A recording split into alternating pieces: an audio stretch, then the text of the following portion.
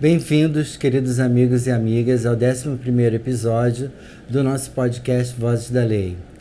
Essa é a hora que você tem que curtir, dar um like, ativar o sininho das notificações e se inscrever no nosso canal.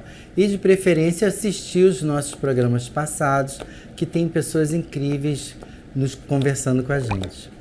Hoje nós temos aqui o advogado, professor, jurista, jurado, tudo que você imaginar, cantor, compositor, autor, poeta, baiano, Dr. Rodolfo Pamplona Filho. Ele é o nosso entrevistado hoje e ele se formou na Universidade Federal da Bahia. Ele fez mestrado também em Direito de Trabalho, Governança e Políticas Públicas.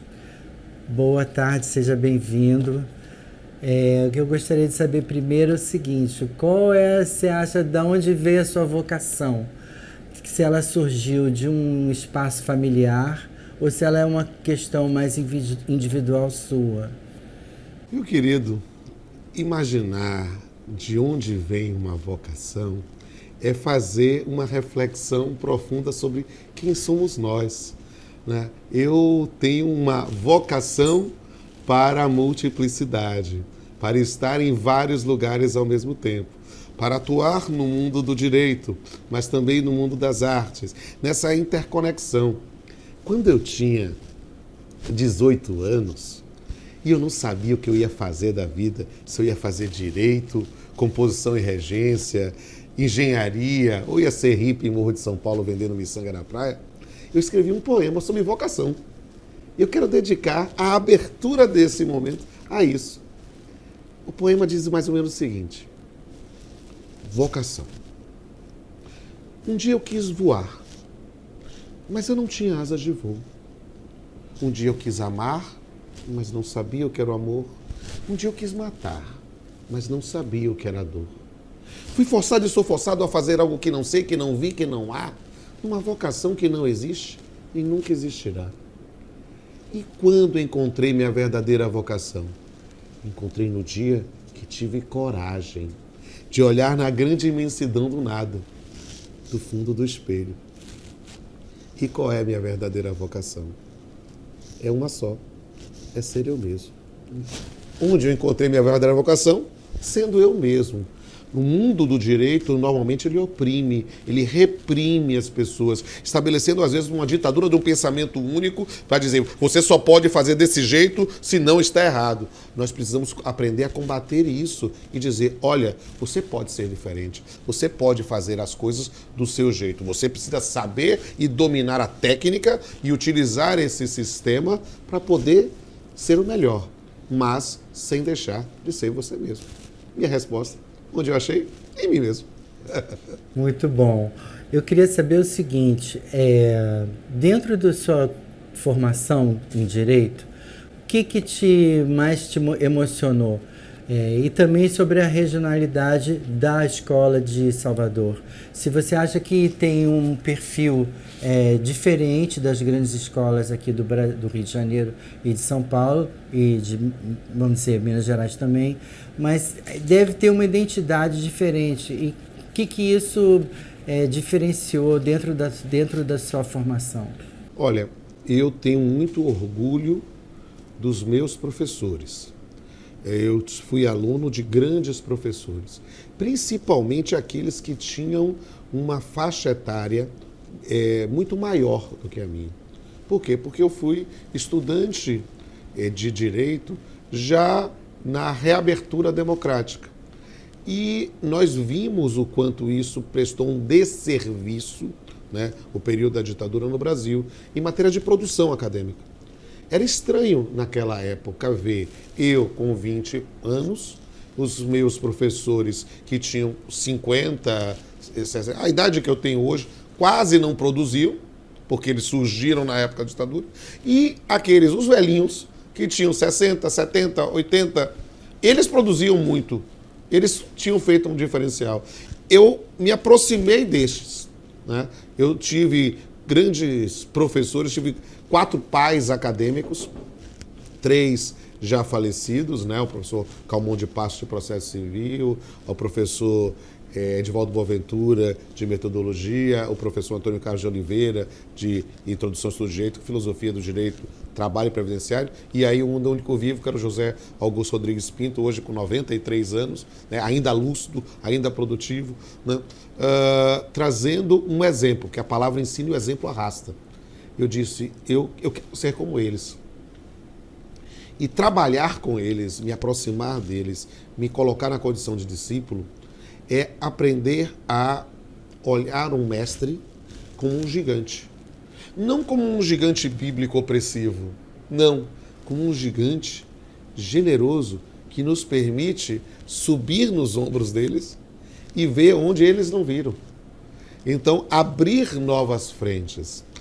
Isto é algo que é da minha geração e que eu vejo que há muita inspiração dos meus colegas de produção acadêmica, né? Eu tenho um grande amigo, um grande professor, foi meu vice-presidente na Academia de Letras Jurídicas da Bahia, o professor Fred Dier Júnior, né, que é hoje um dos grandes talentos do processo civil nacional.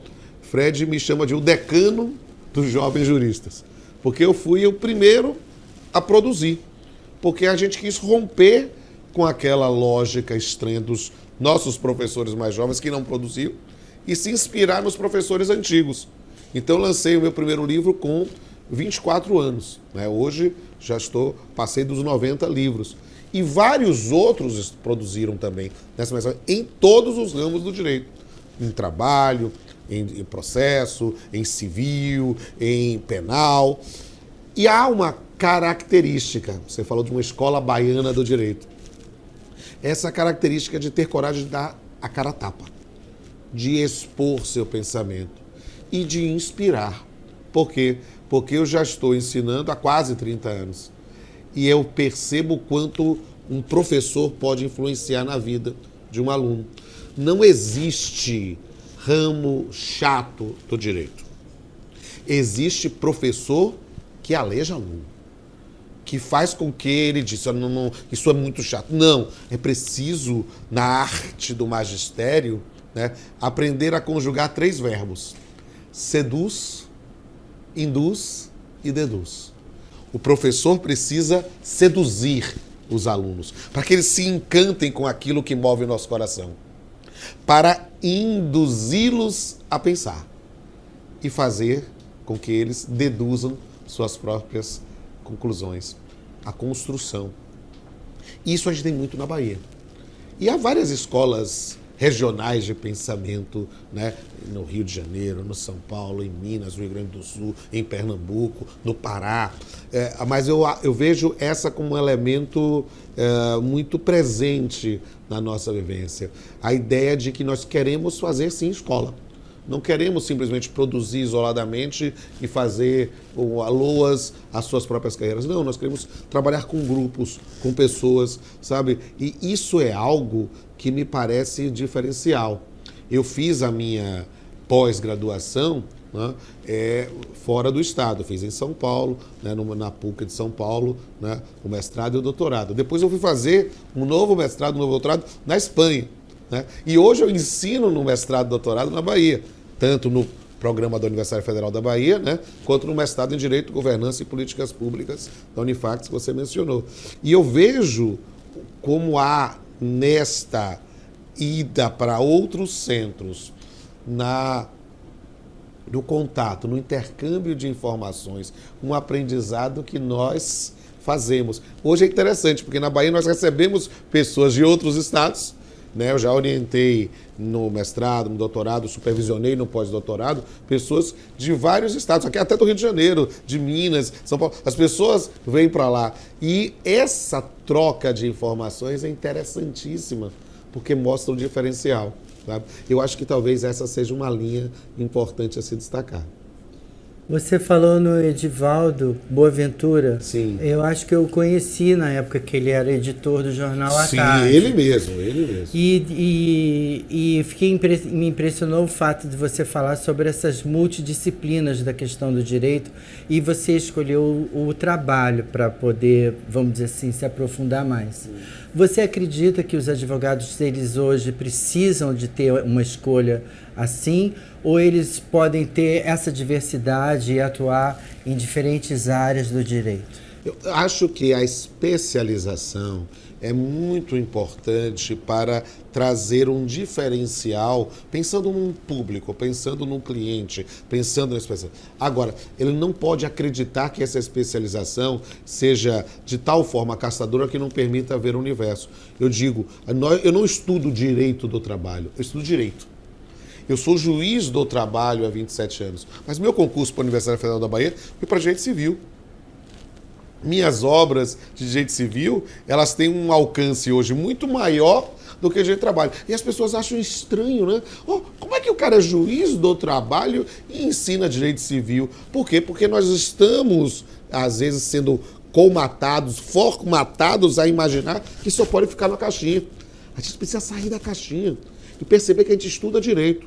É claro que eu não me arvoro a dar aula de direito tributário, a direito penal, porque não é a minha especialização. Mas eu estudo direito tributário, direito penal, até para reforçar a minha base de direito de trabalho, direito civil, de metodologia, de processo, que são as matérias da minha predileção. Então, a dica que eu daria para aqueles jovens que estão querendo buscar o seu lugar ao sol, né?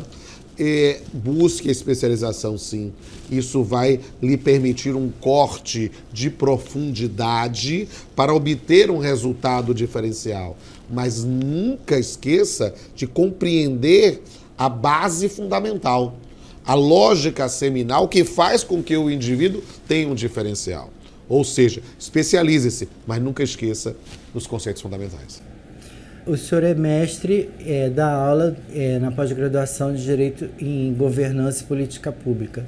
Como é que o advogado ele pode estar junto dentro da questão da governança e política pública sem ele ter uma posição política assim, muito partidária? Essa é uma questão que é muito complexa. É muito complexa. Por quê? Porque a gente, sem sombra de dúvida, vive um período muito estranho na história do país e do mundo, com dicotomias, com bipartidarismos ou com dualismos quase fundamentalistas. E isso é muito complexo. Mas a gente precisa entender que o mundo existe independentemente dessas paixões políticas. É preciso, eu fico brincando nesse meu jeito irreverente para meus alunos, meu aluno e minha aluna, você pode ser coxinha, você pode ser mortadela, você só não pode ser pamonha, que é quem não estuda. É preciso compreender o sistema e entender. No mestrado em Direito, Governança e Políticas Públicas, nós temos um mestrado que tem um cunho, inclusive, interdisciplinar. Não é só para bacharéis em Direito, nós temos pessoas com formação em administração, com a formação, às vezes, em informática, gestão de recursos humanos. Então, a compreensão disso é fundamental para estudar cientificamente o sistema. Mas a gente tem que fazer um esforço, muitas vezes hercúleo, para superar os preconceitos. Não é fácil, mas eu tomei a ideia de combater o preconceito como uma missão de vida, querido. Né? Posso fazer um poeminha? Deve. Olha, eu quero fazer aqui, porque eu fico brincando, né? Assim, eu escrevi mais de 1000 poemas, estão todos lá no blog, né? E uma vez esse poema virou um diferencial, né? Eu até musiquei, é um Ijexá, né? Que está com minha banda, você vai ver aqui no Spotify, Deezer, Google Play, onde vocês estiverem vendo, vocês botam meu nome lá, vão achar. Mas esse é um poema que ficou muito marcado em minha vida, porque o Leandro Carnal recitou uma vez, e de repente eu fiquei pop. As pessoas começaram a me seguir, você que faz. E é um poema que eu escrevi quando eu estava fazendo o capítulo de uma união homoafetiva do meu livro de Direito de Família com Pablo Souza Galiano. É um poema, e já fiz muita preparação, vamos recitá-lo, chamado Preconceito. Sou baiano, negro, pobre e gay. Sou cigano, feio, baixo e chinês. Nordestino ou argentino, idoso ou menor carente, deficiente ou impotente, crente ou ateu, árabe ou judeu, O bandista ou adventista, testemunha ou kardecista, migrante ou imigrante, presidiário ou proletário, bêbado ou drogado, alcoólatra ou viciado, desempregado ou condenado. Sou muito mais que tudo isso. Senão na carne, no espírito, de solidariedade com aquele que sofre, chora e morre. Não pelo que faz ou fez, mas pelo sentimento incontrolável de quem não compreende e nem faz qualquer esforço para isso. É preciso sentir na pele, por vezes literalmente, para dimensionar a loucura de julgar o outro sem um dado objetivo que justifique essa postura. Não é fácil matar um leão por dia e ser excluído pelo grau de melanina, ou pela sua conta bancária, ou pela sua luta diária, ou de onde você vai ou vem, ou de quem você crê no além.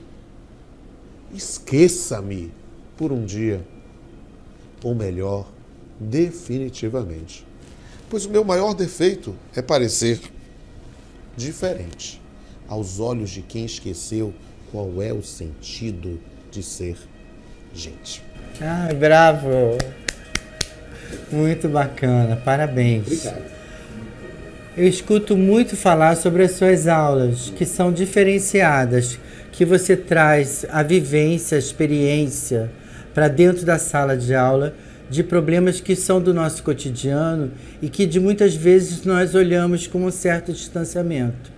E que você tira esse distanciamento e traz a vivência. Você pode contar um pouquinho da gente? Posso. Esse é um assunto que me entusiasma, então eu não sei, vocês me controlem o tempo.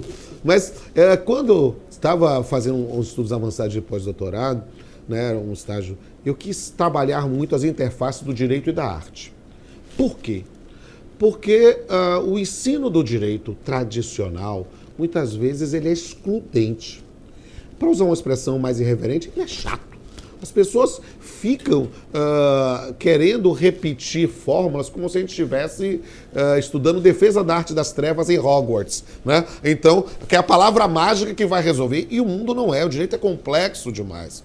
E o direito precisa ser internalizado para ele poder ser vivenciado, haver a conscientização e a transformação.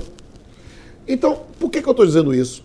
Porque é preciso seduzir as pessoas a enfrentar os temas. Então, a depender da matéria, eu invento algumas coisas. Por exemplo, quando eu dou aula de prática trabalhista, o processo do trabalho, eu tenho que passar o conteúdo fundamental. Eles precisam saber como é que faz uma petição inicial, eles precisam saber quais são os requisitos, eu preciso saber qual é a tramitação de um processo, eu preciso saber os momentos, como eles devem se portar numa audiência, eles precisam saber como é que tratam uma testemunha, eles precisam saber sobre a sentença, sobre os recursos, tudo isso eu ensino. Só que na hora de avaliar, eu mando eles fazerem uma audiência simulada. Uma audiência simulada qualquer pessoa faz. Não. Tem que ser alguma coisa que saia da caixinha. Então eu já fiz, por exemplo, a reclamação trabalhista do Bob Esponja contra o Siriguejo, pedindo equiparação salarial a Lula Molusco e reclamando de assédio moral. Eu já fiz uma reclamação da Cinderela contra a madrasta Mar, alegando a exploração de mão de obra infantil. De Branca de Neve contra os 7 anões, alegando trabalho doméstico, né, e uma exploração também nesse ponto. Já fizemos discussões, às vezes, e claro com a liberdade, de Hércules contra o oráculo dos Delfos, dizendo que os 12 trabalhos faziam parte de um vínculo empregatício.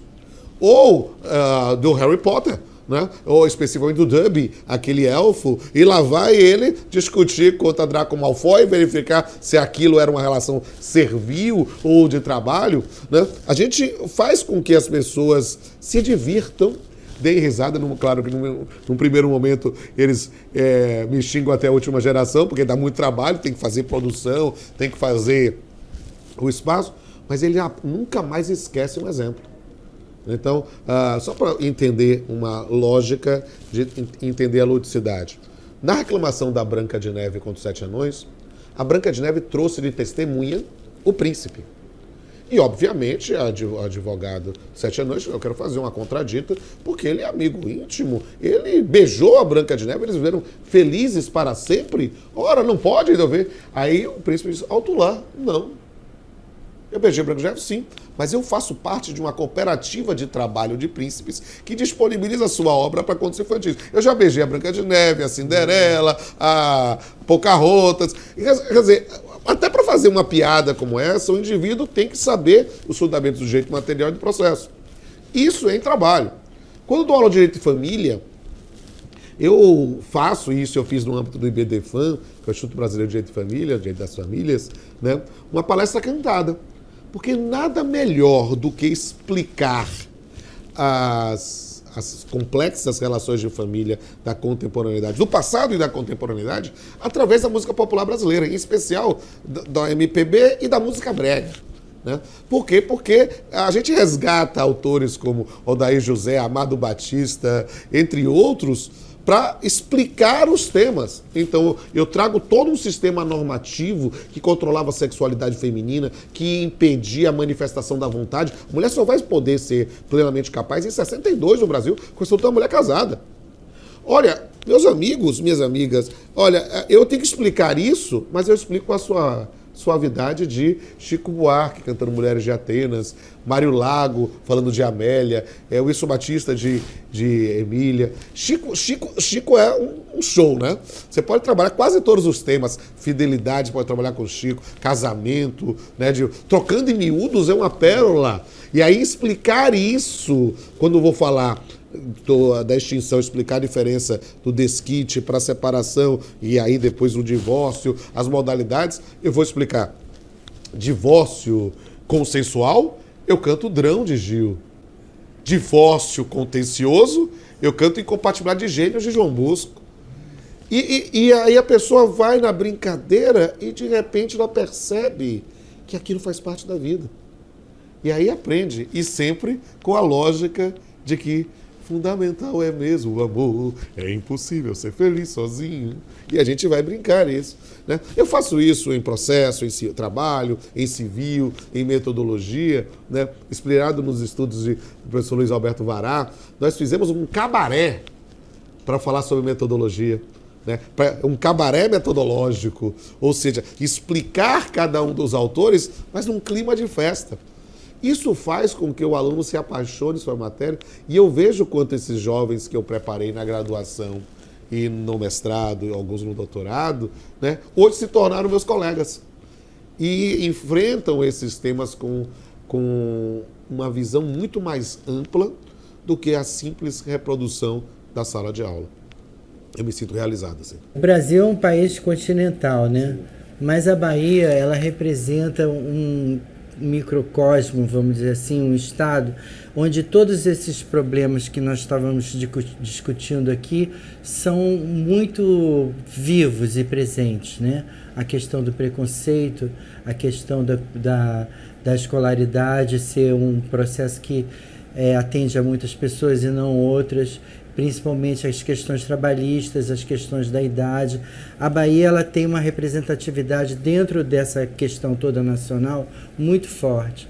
Eu queria saber de você quais são os temas que você acha que hoje nós estamos procurando melhorar e que principalmente na Bahia são tão representativos para você, que numa questão que você busca todo dia na sua escola, na sua aula, a melhoria dessas questões? Olha, é preciso entender que a missão que eu levei para a minha vida é do combate ao preconceito. Há um saudoso baiano que foi professor da USP, Milton Santos, dizia que é preciso combater a ditadura do pensamento único. É preciso combater a ideia de que só existe uma única forma de fazer as coisas. Na Bahia, esta ideia ela fica ainda mais evidente, por exemplo, na questão do respeito às manifestações religiosas. Né? É preciso entender o quanto é preciso respeitar a fé dos outros, principalmente quando nós não partilhamos delas. É preciso entender o quanto a religiosidade ou a ausência dela ela precisa ser respeitada em todos os ambientes. É preciso entender também a ideia do combate ao preconceito de natureza racial. Né? A Bahia é um estado que é predominantemente negro, né? E a gente vê esse resgate, a ideia das políticas afirmativas, das cotas raciais, é algo que é muito forte na nossa atuação. E isso nós vamos vendo com políticas públicas, como avaliações. Mas o importante é ampliar o horizonte, não somente do racial, mas do social, do preconceito contra os portadores de necessidades especiais, as pessoas com deficiência. É preciso entender o grande avanço normativo que a EPD gerou, o Estatuto da Pessoa com Deficiência, né? É preciso aprender a lidar com isso. E é um mundo, querido, que nós não nascemos nele. Nós nascemos num mundo, eu e você, nós nascemos num mundo preconceituoso, excludente, machista, misógino, e as pessoas achavam isso normal. Nós estamos, por incrível que pareça, por mais que nós vemos manifestações de ódio, nós estamos num mundo melhor. Sabe por quê? Porque a gente já vê as pessoas dizendo, isso não é normal. Isso existe, mas isso não é normal. Isso não é o certo. Então, na verdade, nós temos um combate diário através do nosso exemplo, da nossa postura, dos nossos ensinamentos. Quer dizer, eu me lembro, eu escrevi sobre dano moral na Justiça do Trabalho muito tempo antes das emendas constitucionais sobre isso. Eu escrevi sobre assédio sexual muito tempo antes de ter o tipo penal. Né? Por quê? Porque a gente precisa entender que existem problemas que estão incrustados na nossa sociedade que a gente precisa denunciar. A gente precisa estar preparado para eles. E aí eu não digo que é um problema, uma luta só do povo baiano, mas sim uma luta de todo mundo que se considera humano. Verdade. Eu tinha duas perguntinhas que eu queria fazer. Primeiro, sobre essa questão da pandemia, sim, do mundo digital. Sim. O quanto ela interferiu dentro da sua carreira, e principalmente como professor. Se isso atrapalhou de alguma maneira, ou se você acha que isso não teve nenhum problema e que agora esse tipo de, vamos dizer, quase que um espetáculo que você proporciona, ele tem lugar dentro do mundo digital, e principalmente porque você falou que você é um professor muito duro, no sentido de que você cobra muito que as pessoas leiam, principalmente os clássicos, e sobre uma questão também sobre a ética, o quanto que você vê que a ética hoje ela funciona dentro do direito, qual é a importância que os professores novos dão para isso e principalmente se os alunos estão preparados para essas questões. São duas perguntas que eu posso fazer 2 tratados sobre elas. Mas vamos lá. Eu consegui, graças a Deus. Aqui. A primeira questão sobre a pandemia. A pandemia é algo que há 4 anos, 5 anos, seria impensável. Seria impossível. Só que o impossível, o impensável, o inviável tornou-se realidade. Ninguém poderia cogitar que nós íamos passar um ano inteiro em casa. E não é coisa do brasileiro, não, é no mundo. Nós perdemos pessoas das nossas relações em função da pandemia, em função dos sérios problemas de administração da pandemia. E é preciso entender que, sabe aquela frase, eu sou brasileiro, não desisto nunca? Não, eu sou humano, não desisto nunca. Então é preciso entender que nós passamos por uma adaptação no período da pandemia. Perceba que o mundo digital, a pandemia funcionou para ele como uma enzima. Né? O que é uma enzima? Uma substância que acelera o desenvolvimento. Nós passamos a fazer reuniões virtuais, passamos a fazer podcasts, passamos a fazer outras formas de manifestação, né, que eram incogitáveis há 5, 10 anos. Quem participaria de um evento virtual há 10 anos? Não, que é isso. Nós vimos que é possível. Mas qual é o grande lance? É perceber que ela não é excludente. A retomada de um pós-pandemia, né, com a construção de uma nova normalidade fez com que tivéssemos um aprendizado em relação a meios de comunicação, a utilização da informática, que não pode ser desprezada, não pode se imaginar que apertou-se um botão e voltou-se ao que era. Não, nós temos aí uma expertise, nós temos aí uma experiência que não pode ser desprezada. Então, na condição de magistrado, a ideia de audiências telepresenciais, audiências virtuais, audiências online, é algo que não pode ser desprezado. Eu sou juiz da 32ª Vara do Trabalho de Salvador. Com frequência eu faço audiências telepresenciais com advogados do país todo. E nisso eu não discuto mais exceções de competência. A gente faz tudo lá, porque tudo pode ser resolvido dessa forma, com acesso. É claro que é preciso pensar em colaboração. E essa colaboração entra no segundo tema, o tema da ética. Nunca se discutiu tanto temas relacionados à ética como na contemporaneidade. Mas, ao mesmo tempo, nunca se viu tantas denúncias de condutas que ferem a ética como na contemporaneidade. E aí a pessoa tem a opção de olhar o copo e dizer, ele está meio cheio ou meio vazio? Eu prefiro dizer que ele está meio cheio, para dizer que isso é bom. Porque essas coisas que se denunciam hoje também aconteciam no passado. E as pessoas achavam que era normal. Não é normal pensar em códigos, não é normal pensar em violações de regras éticas. É uma ilusão achar que todo mundo vai andar ético.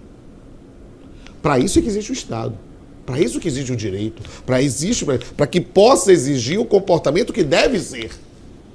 E dentro dessa linha, eu vejo, a minha perspectiva é sempre mais otimista, dizer, olha, quando nós pensamos em ver as preocupações empresariais, por exemplo, do direito empresarial, né, as preocupações com códigos de ética, com regras de compliance, com a advocacia preventiva, com a solução de conflitos sem ser pelo Poder Judiciário, tudo está relacionado a aspectos de boa-fé, de ética. Temas que estão no meu dia a dia como professor de direito civil.